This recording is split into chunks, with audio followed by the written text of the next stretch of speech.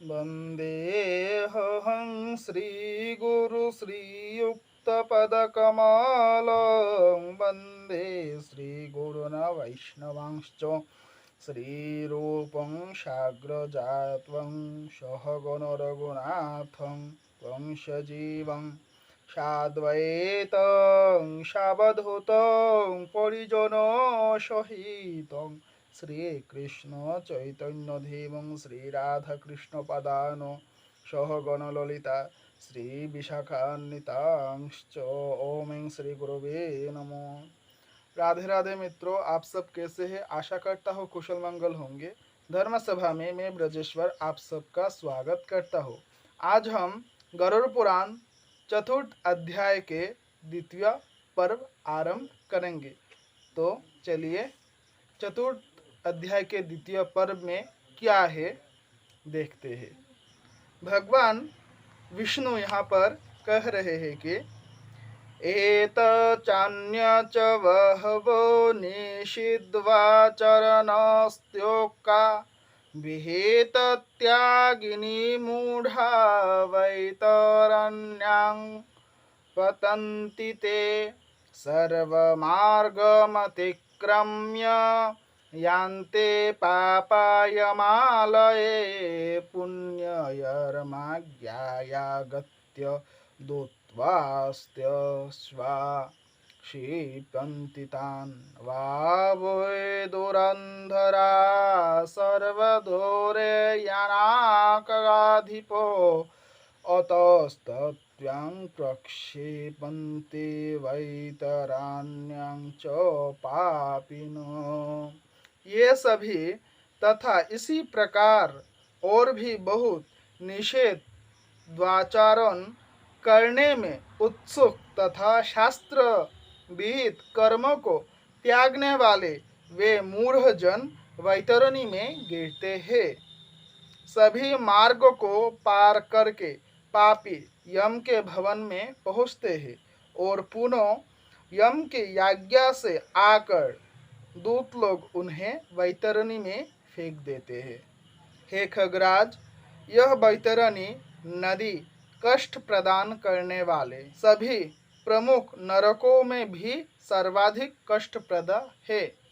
इसलिए यमदूत पापियों को इस वैतरणी में फेंक देते हैं। कृष्णा गोयर्ति नो दत्वा नर्ग देह क्रियाकृता तस्यां भुक्ता महाद्योखं यान्ति वृक्षो कठोत्वनं कूटसाक्ष्य प्रदात्वारो कूटधर्मपरायणा छलेनार्जन्य संसक्त्वा स्वश्चर्यवृत्त्वा च जीवन छेदयन्ते बिभृक्षाश्च वनाराम विभज्जका व्रतं तीर्थं परित्यज्य विधवाशीलनाशका। जिसने अपने जीवन काल में कृष्ण गौ का दान नहीं किया अथवा मृत्यु के पश्चात जिसके उद्देश्य से बांधवों द्वारा कृष्ण गौ नहीं दी गई तथा जिसने अपनी अद्वैहिक क्रिया नहीं कर ली या जिसके उद्देश्य से अद्वैहिक क्रिया नहीं की गई हो, वे वैतरणी में महान दुख भोग करके वैतरणी तटस्थित शालमिली वृक्ष में जाते हैं।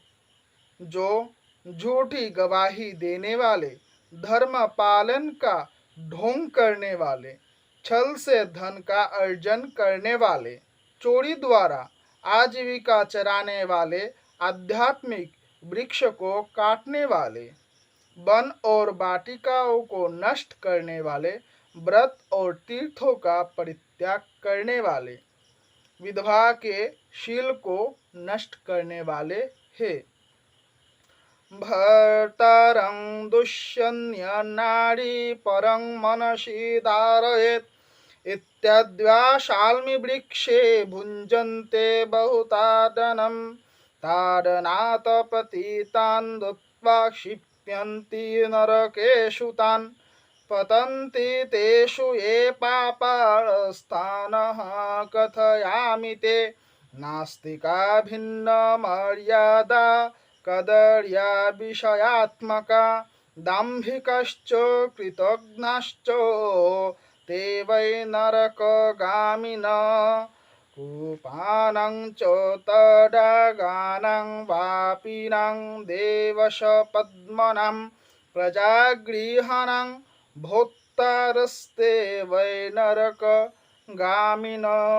जो स्त्री अपने पति को दोष लगाकर पर पुरुष में आसक्त होने वाली है, ये सभी और इस प्रकार के अन्य पापी भी शाल्मली वृक्ष द्वारा बहुत ताड़ना प्राप्त करते हैं। पीटने से नीचे गिरे हुए उन पापियों को यमदूत नरक में फेंकते हैं। उन नरकों में जो पापी गिरते हैं उनके विषय में तुम्हें बतलाता हूँ। वेदों की निंदा करने वाले उन नरकों में भी गिरते हैं।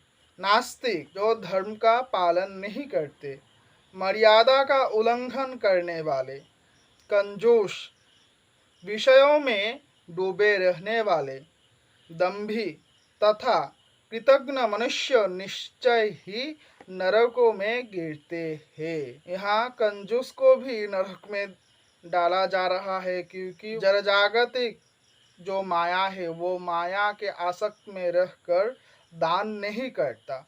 संतों को, ब्राह्मणों को, वैष्णवों को या सत्पुरुषों को दान करने में उसका मानो कलिजा ही बाहर निकल जाता है, इसलिए उसे भी नरक जाना पड़ता है।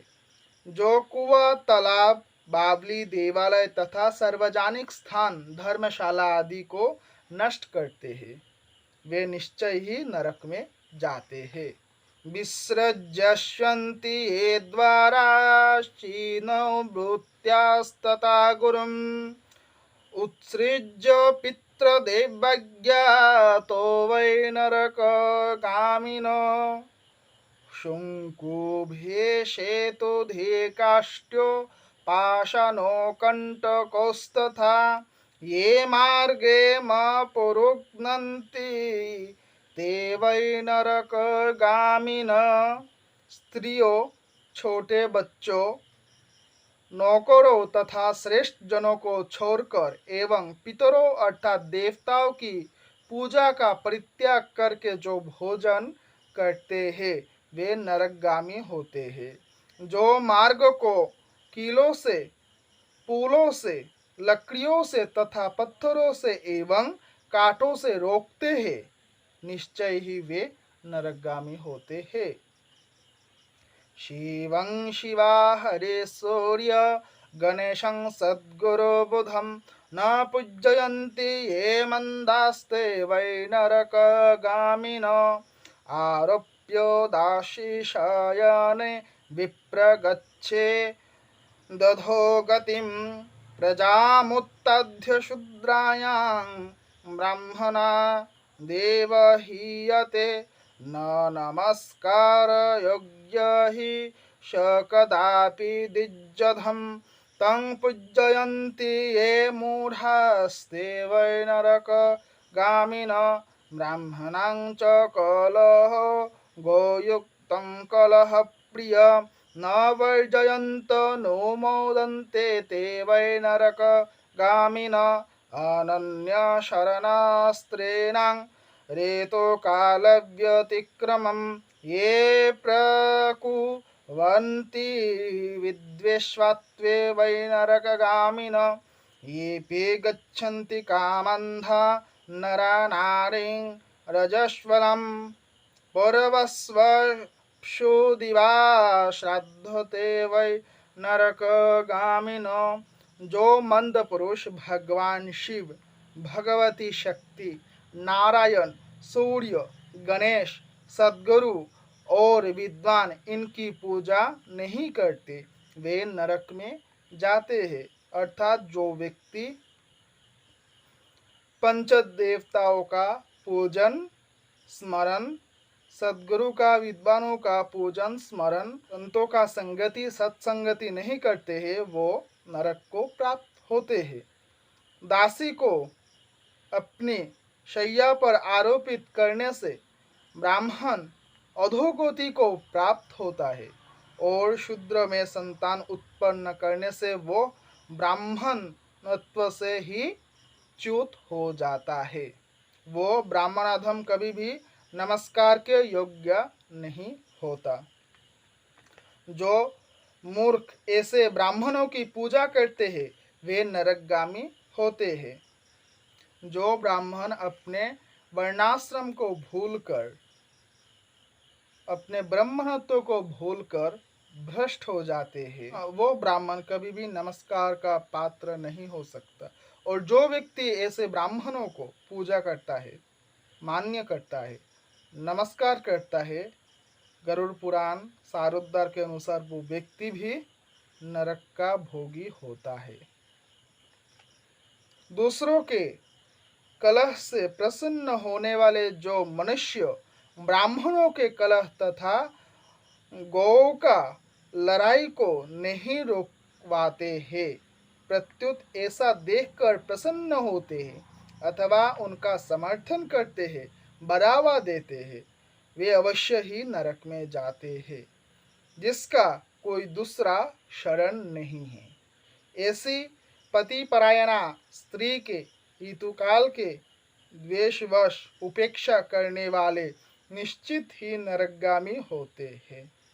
जो कामांध पुरुष रजस्वला नारी से गमन करते हैं अथवा अमावस्या पर्व कहा गया है इनको, अमावस्या, पूर्णिमा, संक्रांति, एकादशी इत्यादि को पर्व कहा गया है, में जल में दिन में तथा श्राद्ध के दिन कामुक होकर स्त्री संग करते हैं, वे नरकगामी होते हैं। ये शरीरं मलं वह्नौ प्रतिपक्षे जलेऽपि च रामे पथि गोष्ठे वा ते वै नरकगामिन शस्त्राणां ये च कर्तार शारणं धनुषां तथा विक्रतारश्च ये तेषां ते वै नरकगामिन चक्रविक्रयिन्यो विश्वाकेश विक्रयकास्त्रिय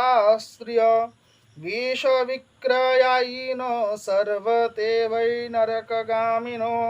जो अपने शरीर के मल को आग, जल, उपवन, मार्ग अथवा गौशाला में फेंक देते हैं, वे निश्चित ही नरक में जाते हैं। जो हथियार बनाने वाले, वाण और धनुक का निर्माण करने वाला तथा उनका विक्रय करने वाला है, वे नरकगामी हैं।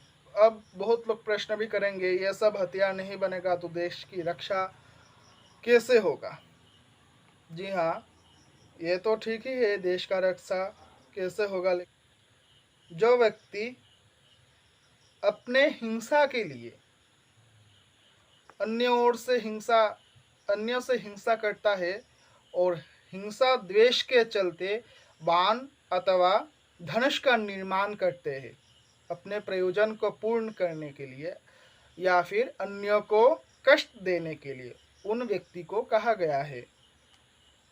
चमड़ा बेचने वाले, वैश्य, स्त्रियों तथा विष का विक्रय करने वाले, ये सभी नरक में जाते हैं। हमारे सनातन हिंदू धर्म में स्त्रियों को प्रकृतियों को मातृ की दर्जा दी गई है। हमारे धर्म में प्रकृति को पूजा गया है, भगवती जगदम्बा के स्वरूप में, लक्ष्मी के स्वरूप में, सरस्वती के स्वरूप में। अतः प्रकृति का अनादर न हो, प्रकृति का सब समय सम्मान करना चाहिए, यह हमारे धर्म हमें शिक्षा देता है। तो आज तक इतना ही। अगर वीडियो आपको अच्छा लगा तो चैनल को सब्सक्राइब कीजिए, वीडियो को लाइक कीजिए, शेयर कीजिए और आपको कैसा लगा कमेंट कीजिए। राधे राधे।